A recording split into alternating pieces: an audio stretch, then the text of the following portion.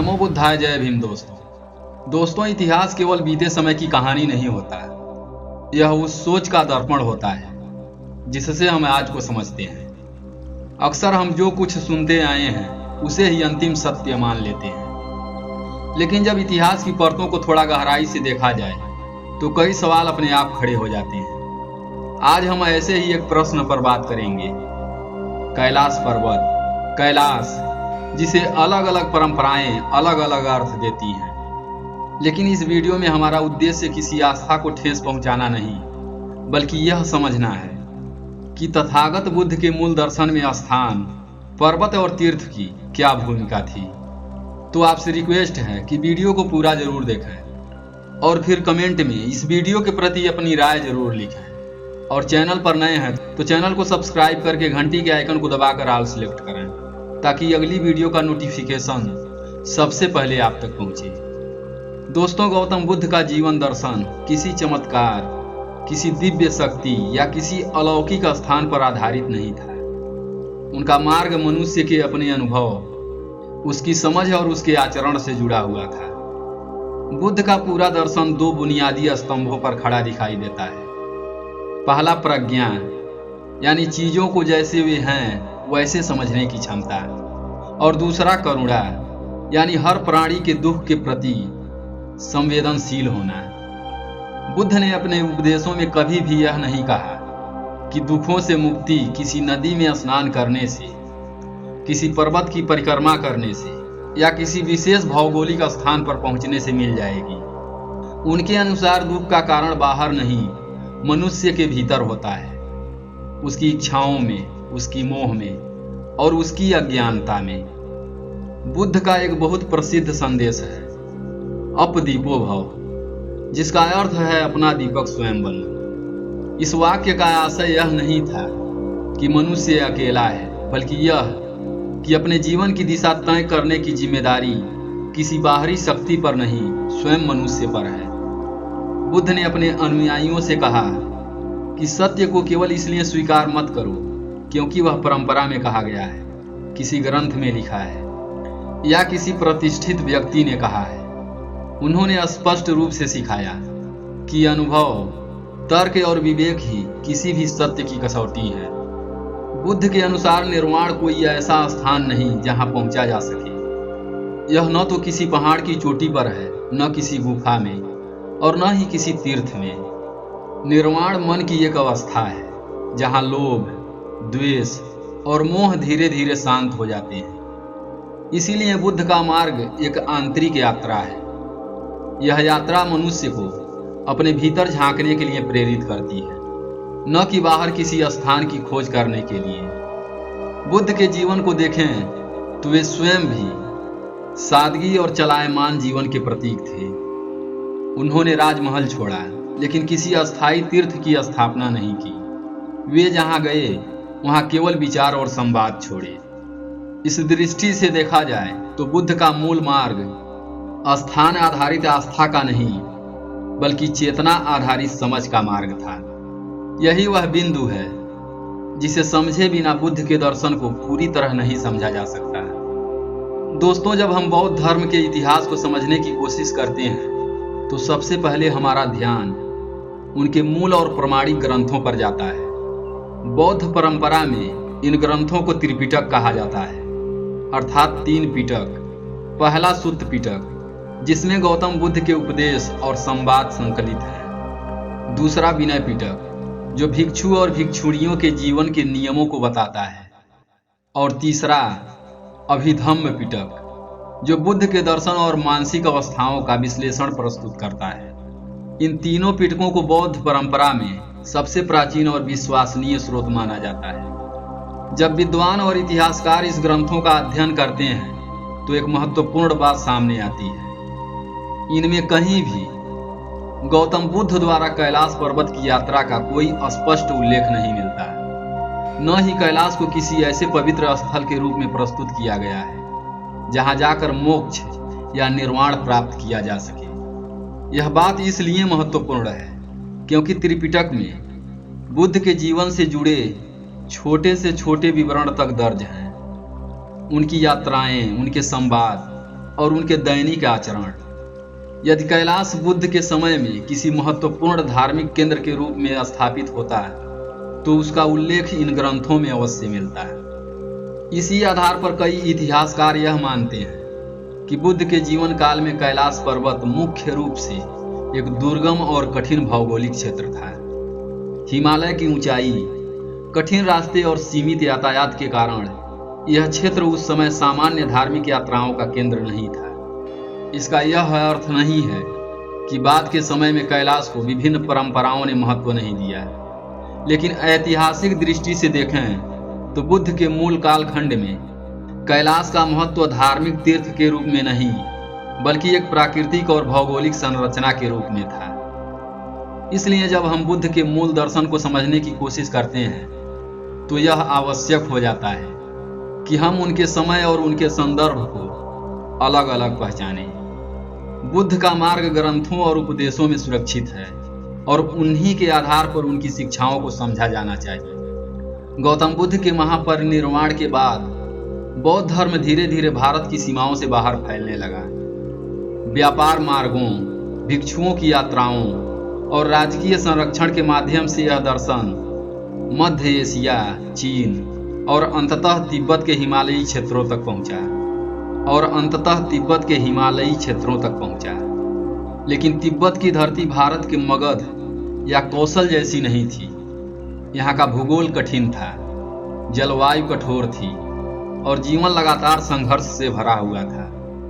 जब बौद्ध धर्म तिब्बत पहुंचा तो वहां पहले से ही एक प्राचीन स्थानीय परंपरा विद्यमान थी, जिसे आज हम बोन परंपरा के नाम से जानते हैं। बोन परंपरा प्रकृति के साथ गहरे जुड़ाव पर आधारित थी। इस परंपरा में पर्वत, नदियां, वन और अदृश्य शक्तियां मानव जीवन का अभिन्न हिस्सा मानी जाती थी। यह केवल धार्मिक विश्वास नहीं था बल्कि कठिन प्राकृतिक परिस्थितियों में जीवन को समझने और संभालने का एक तरीका था। ऐसे वातावरण में जब बौद्ध भिक्षु पहुंचे तो उनके सामने एक व्यवहारिक चुनौती थी। बुद्ध का दर्शन तर्क, ध्यान और आंतरिक अनुशासन पर आधारित था, लेकिन स्थानीय समाज प्रतीकों, अनुष्ठानों और प्रकृति आधारित विश्वासों से जुड़ा हुआ था। इस स्थिति में बौद्ध धर्म ने न तो टकराव का मार्ग चुना और न ही पूरी तरह अलग थलग रहने का। इसके बजाय इसके साथ एक सांस्कृतिक समन्वय की प्रक्रिया शुरू हुई। इस समन्वय का उद्देश्य बुद्ध के मूल विचारों को छोड़े बिना उन्हें स्थानीय समाज के लिए समझने योग्य बनाना था।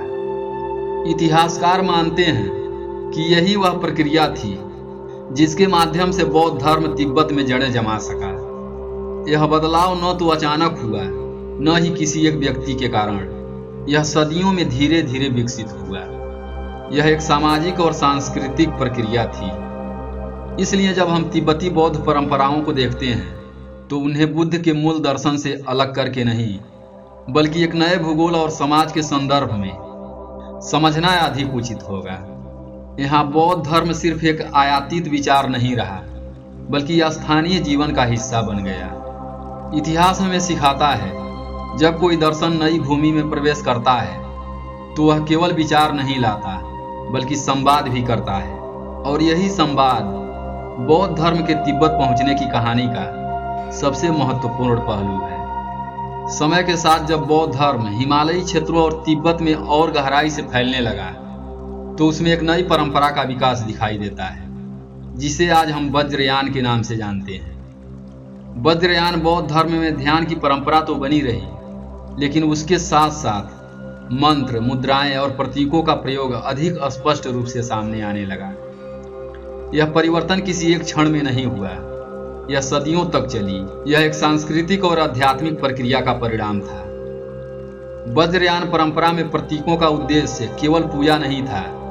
इसका प्रयोग मन को केंद्रित करने, ध्यान को गहरा करने और जटिल दार्शनिक विचारों को सरल रूप में समझने के लिए किया गया। इसी संदर्भ में कुछ विद्वानों का यह मानना है कि इस काल में कैलाश पर्वत को बौद्ध ब्रह्मांड दृष्टि में एक विशेष प्रतीकात्मक स्थान मिला। यह स्थान किसी ऐतिहासिक घटना से अधिक एक आध्यात्मिक कल्पना और ध्यान की संरचना का हिस्सा था। एक आध्यात्मिक कल्पना और ध्यान की संरचना का हिस्सा था। वज्रयान में पूरे ब्रह्मांड को एक मंडल के रूप में देखा जाता है, जहां हर दिशा, हर आकृति और हर प्रतीक मानसिक अवस्थाओं का प्रतिनिधित्व करता है। कैलाश जैसे पर्वत इस मंडल में स्थिरता, केंद्र और ऊंचाई के प्रतीक के रूप में देखे जाने लगे। यह समझना महत्वपूर्ण है, यह परिवर्तन बुद्ध के मूल उपदेशों को नकारने के लिए नहीं, बल्कि उन्हें नए सांस्कृतिक संदर्भ में अर्थ देने के लिए हुआ। कठिन भौगोलिक परिस्थितियों में रहने वाले समाजों के लिए अमूर्त दर्शन को समझाना अक्सर चुनौतीपूर्ण होता है। ऐसे में प्रतीक, चित्र और मंत्र एक सेतु का काम करते हैं, जो विचार और अनुभव के बीच संतुलन बनाते हैं। इस प्रक्रिया में वज्रयान बौद्ध धर्म तिब्बत और आसपास के क्षेत्रों में लोकप्रिय होता चला गया। इसीलिए वज्रयान को बुद्ध के मार्ग से विचलन की तरह देखने के बजाय इसे एक नए भूगोल, नए समाज और नई मानसिक जरूरतों के अनुसार विकसित हुई परंपरा के रूप में समझना अधिक संतुलित दृष्टिकोण है।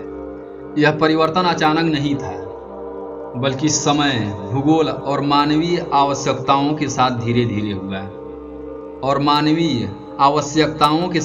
धीरे हुआ। यह एक ऐतिहासिक विकास था।